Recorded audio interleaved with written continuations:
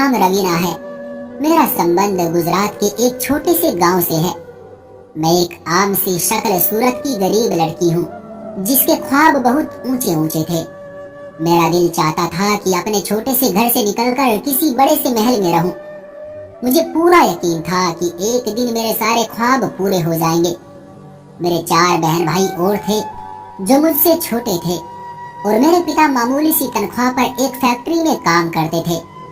मैंने सोचा कि मुझे अब बड़ी होने के नाते अपने बाबा का हाथ बटाना चाहिए, इसलिए मैंने इंटर करने के बाद छोटी मोटी नौकरी करने की कोशिश की। मगर आजकल तो बेचारे एमए बीए पास लड़के ही बिना जॉब के फिर रहे हैं। तो मेरे इंटर किए की क्या हैसियत थी। फिर मुझे किसी ने मशवरा दिया कि कोई हुनर सीख लो, तभी कुछ कमा सकोगी।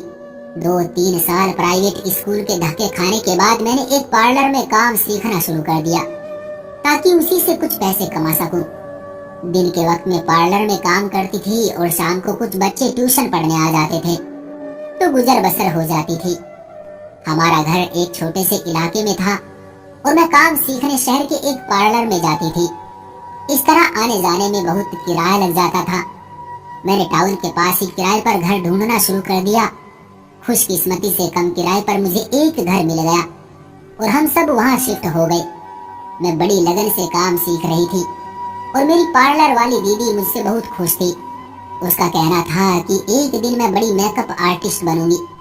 एक दिन मैं काम से वापस आ रही थी कि रास्ते में एक औरत को देखा जो तेज तेज सांस ले रही थी। शायद उसे सांस नहीं आ रहा था, या पता नहीं कोई और मसला था। मैंने इधर उधर मदद के लिए देखा, लेकिन उस वक्त गली सुनसान थी और आसपास कोई और था भी नहीं। मुझे समझ नहीं आ रहा था कि क्या करूं। उस औरत ने इशारे से पानी मांगा तो मैं भागकर पिछली गली में लगे फिल्टर से उस औरत के लिए पानी लाई और उसे पानी दिया। पानी पीकर उसकी तबीयत थोड़ी संभली तो मैं उसे सहारा देकर अपने साथ अपने घर ले आई। उस औरत ने बताया कि वो रोजाना उस वक्त सैर करने करीबी पार्क में जाती थी। आज भी सैर करने निकली थी कि अचानक चक्कर आ गई। वो मुझसे कहने लगी कि बेटी, तुम्हारा बहुत बहुत धन्यवाद, तुमने मेरी मदद की। मैंने कहा, आंटी धन्यवाद की जरूरत नहीं, ये तो मेरा फर्ज था। उस औरत ने अपने बारे में बताया कि वो एक अमीर खानदान से संबंध रखती है। उसका सिर्फ एक ही बेटा है और पति का अरसा हुए स्वर्गवास हो गया। वो काफी देर बैठी मेरी मम्मी से बातें करती रही। कुछ ही देर में वो और मेरी मम्मी पक्की सहेलियां बन गई। कुछ देर बाद उस औरत को उसका ड्राइवर लेने आ गया तो वो चली गई। उसके बाद अक्सर वो औरत हमारे घर आने जाने लगी। एक दिन वो आंटी आई तो बहुत परेशान लग रही थी। मेरी मम्मी ने उससे उसकी परेशानी की वजह पूछी तो वो बहुत दुख भरे अंदाज में कहने लगी कि मेरा एक ही बेटा है और उसकी जिंदगी को लेकर मैं बहुत परेशान हूँ। मेरी मम्मी ने पूछा, क्यों बहन, ऐसा क्या हो गया तुम्हारे बेटे के साथ? तो वो आंटी कहने लगी कि इतनी दौलत होने का क्या फायदा जब मैं अपने बेटे की खुशियां ही नहीं खरीद सकती। मैं तो अपने बेटे की खुशियां देखने को तरस गई हूँ। अब तो मुझे भी हैरत हुई कि मामला क्या है। मैंने आगे होकर पूछा कि आंटी बताए तो सही कि क्या हुआ है। वो औरत कहने लगी कि मेरा बेटा जिससे भी शादी करता है वो लड़की उसी रात तलाक लेकर अपने मायके चली जाती है और न जाने मेरे बेटे पर क्या क्या गंदे गंदे इल्जाम लगाती है। अब तो लोग भी जीने नहीं देते, कहते हैं कि तुम्हारे बेटे को अब कोई अपनी बेटी नहीं देगा। मैं उसी वजह से बहुत परेशान रहती हूँ। मुझे आंटी की कहानी सुनकर अफसोस हुआ। मम्मी भी इस आंटी को तसल्ली देते हुए कहने लगी कि तुम फिक्र ना करो, तुम्हारे बेटे की अब बड़ी अच्छी लड़की से शादी होगी। कुछ दिन बाद वो आंटी फिर हमारे घर आई तो बड़ी दुखी थी। मुझसे रहा नहीं गया तो पूछा कि आंटी अब क्या हुआ। वो बेचारी रोने लगी कि क्या बताऊं, मैं अपने बेटे की वजह से बड़ी परेशान हूँ। कल फिर उसकी मंगनी टूट गई। हाय, मैं क्या करूं? काश मैं भी जीते जी अपने बेटे की खुशियां देख सकती। अब तो मैंने उसकी शादी का ख्वाब ही छोड़ दिया है। शायद उसकी किस्मत में ही नहीं है। मुझे आंटी पर बड़ा तरस आया। मैंने कहा कि मैं आपके बेटे से शादी करूंगी। आंटी को यकीन न आया, कहने लगी, क्या तुम सच कह रही हो बेटी? क्या तुम वाकई मेरे बेटे से शादी करोगी? मेरी मम्मी ये सुनकर हड़बड़ा गई। उन्होंने आंखों ही आंखों में इशारे किए कि मैं मना कर दूं, मगर मैंने आंटी को यकीन दिला दिया कि मैं बहुत जल्द उनके बेटे से शादी कर लूंगी। वो बहुत खुश होकर गई थी। मम्मी ने आंटी के जाने के बाद मुझे बहुत डांटा कि जरूर उसके लड़के में कोई मसला होगा, वरना हर लड़की उसे छोड़ क्यों देती है। तुमने शादी के लिए हाँ क्यों की? कोई तरस खाने की जरूरत नहीं थी। मैंने दुख से कहा कि मैंने उस औरत पर नहीं बल्कि खुद पर और अपने घर वालों पर तरस खाया है। उससे शादी करूंगी तो और कुछ नहीं, कम से कम हमारे हालात ही ठीक हो जाएंगे। मेरी शादी वैसे भी कहीं ना कहीं तो होनी ही है ना, तो उस आंटी के बेटे से क्यों नहीं। मम्मी को भी मेरी बात की समझ आ गई, वो भी ना चाहते हुए भी राजी हो गई। मेरी सास तो इतनी खुश थी कि जिसकी कोई हद नहीं थी। जब वो तारीख लेने आई तो अपने साथ इतनी मिठाई लाई के बाद में हमने पूरे मोहल्ले में बांटी थी। मेरी होने वाली सास ने मेरे लिए बिल्कुल वैसा ही जोड़ा दिया था जैसा मैं अपनी शादी में पहनना चाहती थी। वो जोड़ा पूरे 1 लाख रुपयों का था, लेकिन उसे पैसों की कोई परवाह नहीं थी। उसकी इन हरकत को देखकर मेरी मम्मी मुझसे कहने लगती कि अभी भी वक्त है, सोच लो, जरूर उसके बेटे में कोई बड़ा मसला है। मगर अब मैं जुबान दे चुकी थी और पलट नहीं सकती थी। शादी के दिन मेरी पार्लर वाली दीदी ने ही मुझे तैयार किया था। मैं दुल्हन बनकर बहुत हंसी लग रही थी। मेरी सास ने मेरे लिए बड़े अच्छे इंतजामात किए थे। शादी हॉल को देखकर तो मेरी आंखें फटी की फटी रह गई। मैंने सर्द आहें भरकर सोचा, हाय, सारे ख्वाब पूरे हो रहे हैं। एक खूबसूरत घर, गाड़ी, माल दौलत है तो काश दुल्हा भी मेरी पसंद का होता, मेरे ख्वाबों का राजकुमार होता तो कितना अच्छा होता। मैंने शादी करने का फैसला तो कर लिया था, मगर मैं बिल्कुल नहीं जानती थी कि मेरी शादी किससे होने वाली है, लड़का कैसा दिखता है, उसका माजी क्या था। मुझे बस अपने घर वालों का पेट पालना था और उसके लिए मुझे शॉर्टकट रास्ता यही लगा था। मगर जब मैं दुल्हन बनकर उस घर में आई तो पहली बार मैं सोचने पर मजबूर हुई कि आखिर ऐसी क्या बात थी कि मैं उस शख्स की चौथी पत्नी बनने जा रही थी। मेरी सास मुझे कमरे में छोड़ गई। मेरे दिल में अजीब अजीब से ख्यालात आ रहे थे। रात के 2 बजे मेरा पति कमरे में दाखिल हुआ। मैंने सर उठाकर उसे देखा। उसकी पर्सनैलिटी देखकर मैंने मुंह में उंगली दबा ली। वो बहुत हैंडसम लड़का था, लेकिन मेरे रुकने की वजह ये नहीं थी। वो दरअसल मैं उसे पहचान गई थी और मैं किस्मत के हेरफेर पर बड़ा हैरान थी। उससे पहले मैं उसे कुछ कहती, उसने अजीब हरकत की जिसे देखकर मेरे कदमों तले से जमीन निकल गई। उसने एक हाथ नचाकर कहा, तेरी खैर होए, ये लिपस्टिक का रंग बिल्कुल भी अच्छा नहीं है। तुमने मेकअप किससे करवाया था? जिससे भी करवाया है उसने ठीक से बेस नहीं लगाई। फिर जरा नजाकत से चलता हुआ वो बैर तक आया। मेरे होश उसकी हरकतें देखकर खराब हो गए। वो अब एक हाथ कमर पर रखकर अजीब से अंदाज में मेरे मेकअप पर तकमीने झाड़ रहा था। मैं उसे पहचान गई थी। वो मशहूर मेकअप आर्टिस्ट मनीष था। मगर यकीन नहीं आ रहा था कि ये मेरा पति है। मैं जल्दी से कमरे से बाहर निकलकर भागी और दूसरे कमरे में जाकर कुंडी लगा दी। मैं गहरी सांस लेती हुई बेड पर बैठ गई। मैं पागल होने वाली हो गई थी। ये सोच सोच कर कि वो मेरा पति बन चुका है। मैंने कभी ऐसा ख्वाब में भी नहीं सोचा था कि जिस शख्स को मैं भुला चुकी हूँ वो अचानक इस तरह मेरे पति के रूप में मेरे सामने खड़ा होगा। उसे मैं 2 साल पहले से जानती थी। ये उन दिनों की बात थी जब मैंने इंटर के बाद एक स्कूल में नौकरी करनी शुरू कर दी थी। वो स्कूल तो काफी बड़ा था, अमीरों के बच्चे वहाँ पढ़ते थे, मगर स्कूल का मालिक बहुत कंजूस था। उसने मेरी तनख्वाह बहुत कम रखी थी। 3000 रुपयों की तनख्वाह आटे में नमक के बराबर थी। मगर कुछ ना होने से मैंने बेहतर समझा कि इसी को ही किस्मत का लेखा जोखा जान लिया जाए। यूं मैं स्कूल जाने लगी। वहाँ मैं नर्सरी क्लास की टीचर के साथ हेल्पर के तौर पर पढ़ाती थी। मेरा काम ज्यादातर छोटे बच्चों को संभालना और डायरी लिखना था। छोटे छोटे बच्चों में मेरा दिल लग गया था। एक बच्चा रोहन मुझे बहुत क्यूट लगता था। मैं उसका बहुत ख्याल रखती थी। एक दिन उसे ड्राइवर लेने ना आया तो प्रिंसिपल ने मुझे कहा, इस बच्चे के घर पर कॉल कर दो। मैंने रिकॉर्ड से उसकी मम्मी का नंबर निकाला और उन्हें फोन करके कहा कि काफी देर हो गई है और आपका ड्राइवर आपके बच्चे को लेने नहीं आया। तो उसकी मम्मी कहने लगी कि मैं अपने भाई को भेजती हूँ लेने। सारा स्कूल खाली हो गया था। मैं रोहन की खातिर रुक गई कि उसे लेने कोई आए तो मैं भी जाऊं। उस बच्चे को मैं अकेला छोड़कर नहीं जा सकती थी। आधे घंटे बाद रोहन का मामा उसे लेने आया। मैं उसको देखकर दंग रह गई। वो बहुत हैंडसम था। मैंने उसको गेट पर ही देखा था। उसने अपने भांजे को गाड़ी में बैठाया और चला गया। अगले दिन मैंने रोहन से पूछा उसे कौन लेने आया था। वो कहने लगा वो मेरे मामा जी हैं और उनका नाम मनीष है। मुझे रोहन का मामा बहुत अच्छा लगा था। मैं उसे दोबारा देखना चाहती थी। इत्तेफाक से कुछ दिनों बाद ही मेरी ये प्रार्थना उस ईश्वर ने सुन ली। रोहन का ड्राइवर अब नहीं आता था और वही लड़का उसे लेने आता था। मैं रोज उसे देखने के लिए रुक जाती और जब तक वो उसे लेने ना आ जाता मैं नहीं जाती थी। पता नहीं मुझे क्या होने लगा था। मुझे वो बहुत अच्छा लगने लगा था। उसे तो खबर तक नहीं थी कि कोई उसे देखने के लिए इतना बेचैन होता है। वो चुपचाप आता और अपने भांजे के साथ चला जाता।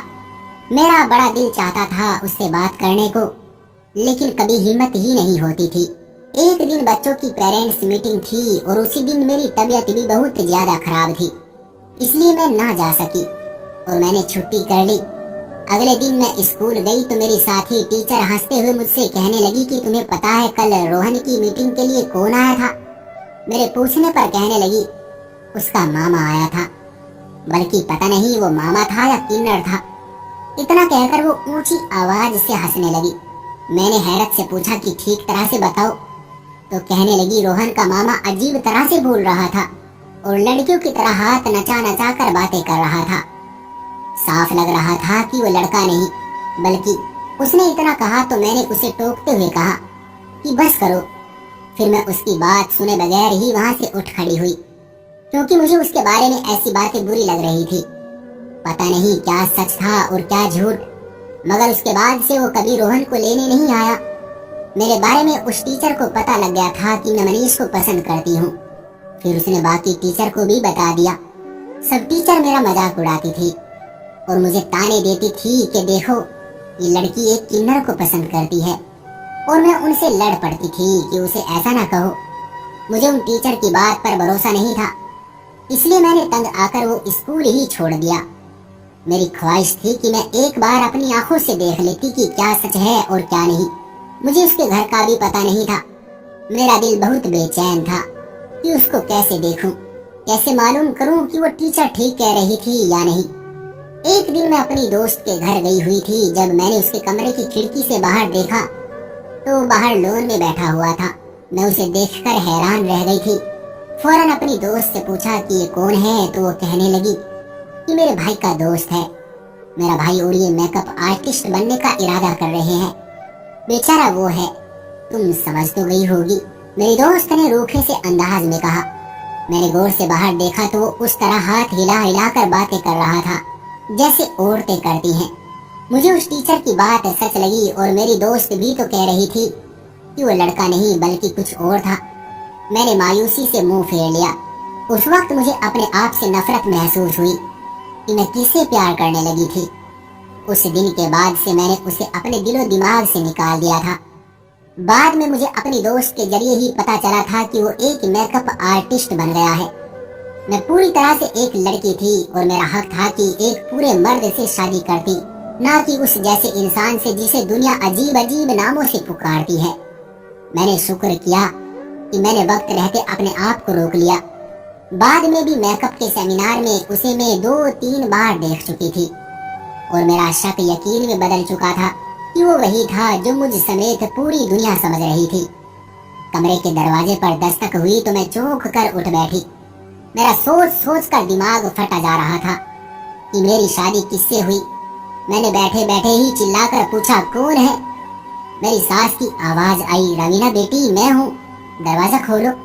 मैंने गुस्से में कहा आपने मेरे साथ धोखा किया है, चली जाए यहाँ से, मैं दरवाजा नहीं खोलूंगी। मैंने सोचा था कि हो सकता है कि आंटी के बेटे को कोई बीमारी हो, इसी वजह से मैंने शादी के लिए हाँ कर दी थी, लेकिन जो निकला वो तो मेरे जहनो गुमान में भी नहीं था। इसलिए मुझे तुम पर बहुत गुस्सा है। कम से कम तुम मुझे अपने बेटे के बारे में बता ही देती। मेरी सास रोते हुए कहने लगी भगवान का वास्ता हमें बेइज्जत न करो, पूरा घर मेहमानों से भरा हुआ है, हमारी इज्जत यूं खराब ना करो। उनकी इस तरह की बातें सुनकर मैंने चुपचाप उठकर दरवाजा खोल दिया। मैंने ही शादी के लिए हाँ की थी और अब मुझे ही भुगतना था। मेरी सास मुझे देखते ही कहने लगी कि ऐसा कुछ नहीं है, जैसा तुम समझ रही हो, मेरा बेटा बिल्कुल ठीक है। मैंने गुस्से से कहा, अब तो आप यही कहेंगी ना, मैंने शादी से पहले अपनी सास के सामने शर्त रखी थी, तो मेरे खानदान को एक घर लेकर देगी, और उसने मेरी शर्त मान ली थी। अब जब मैंने खुद सौदेबाजी की थी तो मैं अपने हक के लिए खड़ी भी नहीं हो सकती थी। मैंने अपनी किस्मत को कोसते हुए वापस दरवाजे को बंद कर लिया, और जैसे ही बेड की तरफ देखा तो कमरे के दूसरे दरवाजे से दाखिल होकर मनीष चुपचाप बेड पर बैठा हुआ था। अगर कोई उसे यूं देख लेता तो उसकी खूबसूरती पर कोई भी अपनी बेटी के लिए अपना घर तक कुर्बान कर देता, मगर उसे भी पता न चल पाता कि वो असल में कौन है। मैं भी उसकी शक्ल सूरत से ही तो प्रभावित हुई थी। अब कुछ नहीं हो सकता था। मैं बेड के किनारे पर जाकर बैठ गई। उसने मुझे अपनी तरफ करके कहा कि तुम भी मुझे छोड़ जाओगी ना, जैसे सब छोड़ जाती है।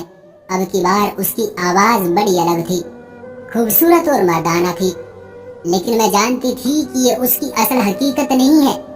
हम बिना सोचे समझे जिस अंदाज में बात करने के आदी होते हैं, वही हमारी असल हकीकत होती है। उसकी भी वही हकीकत थी।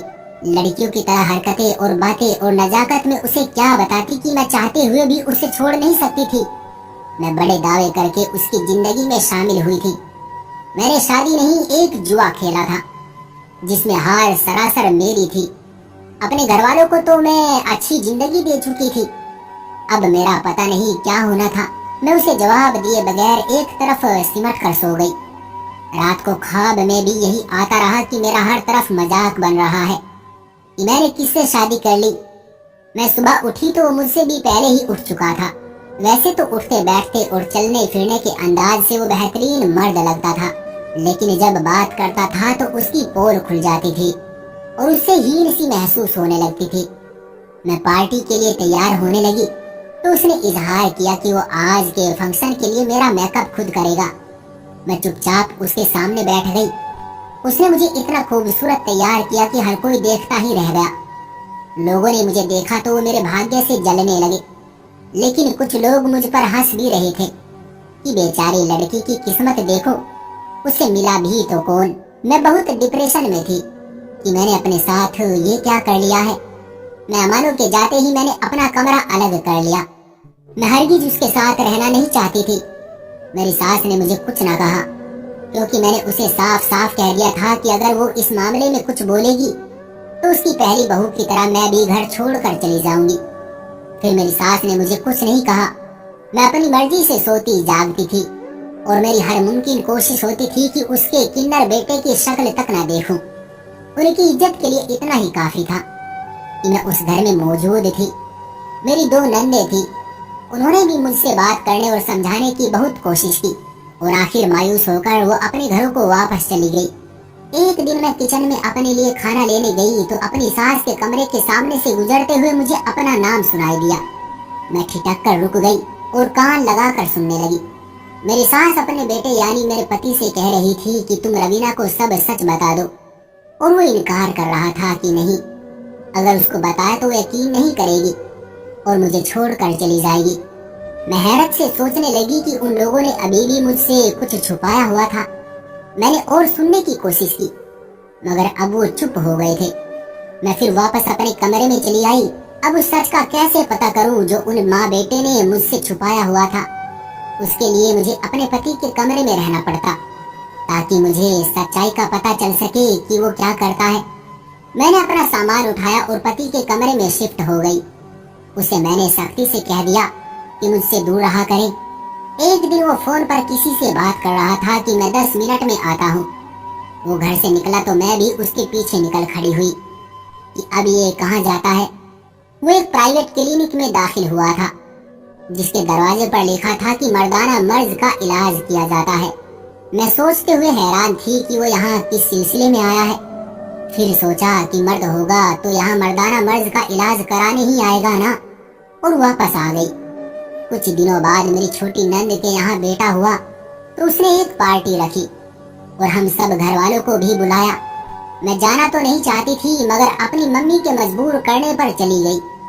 मम्मी ने कहा था कि शादी की है तो निभाना भी सीखो। अब वो जैसा है जो है तुम्हारा पति है, उसकी इज्जत और कदर करो। मैं मम्मी की वजह से उसके साथ अपनी नंद के बेटा होने की खुशी में आ गई।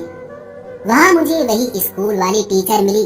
उसने जब मुझे मनीष के साथ देखा तो बड़ी महफिल में मुझे बेइज्जत करने लगी कि आखिर तुमने इस किन्नर से शादी कर ही ली, तुम वैसे इसी के काबिल थी। मैं उसकी बातें और अपनी बेइज्जती बर्दाश्त नहीं कर सकी और भागते हुए घर वापस आ गई। मैं रोते हुए कमरे में आ गई, वो भी मेरे पीछे पीछे कमरे में आ गया और मुझे चुप कराने लगा। मैंने उसे तड़प कर कहा, ये सब तुम्हारी वजह से हो रहा है, तुम मेरे दर्द का अंदाजा नहीं कर सकते। वो उदास होकर कहने लगा कि तुम मुझसे ज्यादा दुखी नहीं हो सकती, ना ही तुमने मुझसे ज्यादा दर्द उठाया होगा। मैंने अपना रोना भूलकर उससे पूछा कि इस बात का क्या मतलब है। तो कहने लगा, आज मैं तुम्हें सब सच बताता हूँ कि मैं कौन था और क्या हूँ। मुझे वो अपनी कहानी सुनाने लगा। मैं पैदा हुआ तो एक लड़की ही था। मेरे घर वाले मुझे बचपन से ही लड़की समझते थे। उन्होंने मुझे लड़कियों के ही कपड़े पहनाने शुरू किए और लड़की के तौर पर ही मुझसे व्यवहार रखा। मैं भी खुद को एक लड़की ही समझ रहा था। लड़कियों के स्कूल में जाता था, मेरी सारी सहेलियां भी लड़कियां ही थी। मैंने 14-15 साल एक लड़की बनकर गुजारे, लेकिन फिर अचानक मुझ में बदलाव आना शुरू हो गए। मेरी आवाज भारी और चेहरे पर मूंछ दाढ़ी निकलना शुरू हो गई। मैं बहुत परेशान हो गया। मेरे घर वालों के लिए ये हालात बहुत परेशान करने वाले थे और आखिर में परेशान होकर मेरे घर वाले मुझे एक जाने माने डॉक्टर के पास लेकर गए। तो डॉक्टर ने अजीब सी बात की। डॉक्टर कहने लगा कि मैं एक लड़की नहीं बल्कि एक लड़का हूँ। डॉक्टर के मुताबिक ऐसे केस दुनिया में लाखों करोड़ों में बहुत कम होते हैं कि लड़की से ऑपरेशन करके कोई लड़का या लड़के से लड़की बन जाए। डॉक्टर ने मेरा अच्छे से चेकअप किया, उसने मेरा ऑपरेशन किया और यूं मैं एक लड़की से लड़के में बदल गया। मेरे लिए ये बहुत मुश्किल वक्त था जो मैंने काटा। हर तरफ मेरा मजाक बनने लगा। मेरे दोस्तों, यहाँ तक के रिश्तेदारों तक ने मेरा साथ छोड़ दिया था। मेरी वजह से मेरे माँ बाप वो शहर छोड़कर यहाँ इस शहर आ गए। मैं कोई किन्नर या तीसरे जेंडर का नहीं हूँ। वो 14-15 साल जो मैंने एक लड़की बनकर गुजारे, बस उसी का असर मेरे अंदर बाकी रह गया है, जिसकी वजह से कुछ हार्मोन्स का मामला हो गया। डॉक्टर का कहना था कि मेरी शादी हो जाएगी तो आहिस्ता आहिस्ता मैं ठीक हो जाऊंगा। अपने पति की कहानी सुनकर मेरी आंखों में भी आंसू आ गए। वाकई उसकी आजमाइश मेरे दर्द और परेशानी से कहीं बड़ी थी। मैंने उससे माफी मांगी और कहा कि मुझे माफ कर दो, मैं इस सब में तुम्हारा साथ दूंगी, हमेशा तुम्हारे साथ रहूंगी। मेरा दिल खुशी से झूम रहा था और मेरी सोई हुई मोहब्बत फिर से जागने लगी थी। मुझे अपने पति की हकीकत पता चली तो मैं बहुत खुश हुई कि वो कोई किन्नर या हिजड़ा नहीं था, उसमें कोई नुक्स या खराबी नहीं थी, बल्कि वो एक बीमारी का शिकार था। मैंने उसका बाकायदा इलाज करवाना शुरू कर दिया। उसके अलावा मैंने पूरा 1 साल उसको प्रैक्टिस करवाई कि बातों के दौरान हाथों को कैसे कंट्रोल में रखना है। उसे ये भी सिखाया कि कैसे धीमे और अच्छे अंदाज में बात करनी है। मेरी मेहनत और दवाइयाँ रंग लाने लगी और बहुत जल्द वो ठीक हो गया। अब वो एक पूरे मर्द की तरह बात करता है। एक मशहूर मेकअप आर्टिस्ट था। उसके अंदर आने वाले उस बदलाव ने उन्हें प्रसिद्धि की ऊंचाइयों तक पहुंचाया। लोग उसे पहले से ज्यादा चाहने लगे। 2 सालों तक वो पूरी तरह से बदल गया था। उसकी वो सारी आदतें जिनकी वजह से लोग उस पर शक करते थे, वो अब खत्म हो गई थी। अब वो भी आम मर्दों की तरह एक मर्द था। वो सारी लड़कियां जो उससे दूर भागती थी अब उसके आसपास मंडराने लगी थी। लेकिन मनीष किसी की तरफ ध्यान नहीं देता था। वो बस मेरी ही परवाह करता था और मुझसे ही मोहब्बत करता था। शादी के 3 साल बाद हमारे घर एक बेटी ने जन्म लिया तो सबके मुंह बंद हो गए। कुछ जलने वाले लोग जो अभी भी गलत बातें फैलाते थे, उनके मुंह पर मेरी औलाद की सूरत ईश्वर ने जैसे तमाचा रसीद किया था। मेरी सास मेरी बड़ाई लेती नहीं थकती थी कि मैंने आकर उसके बेटे की जिंदगी बदल दी। वो सबके सामने कहती थी कि मेरी बहू ने मेरे घर को स्वर्ग बना दिया है। मैं ईश्वर का लाख लाख धन्यवाद करती थी जिसने मेरी मोहब्बत की लाज रखी थी, मुझे रुसवा होने से बचा लिया था और मेरे उन सब ख्वाबों को पूरा किया जो मैं देखा करती थी। मेरे ख्वाबों का राजकुमार मुझे मिल चुका।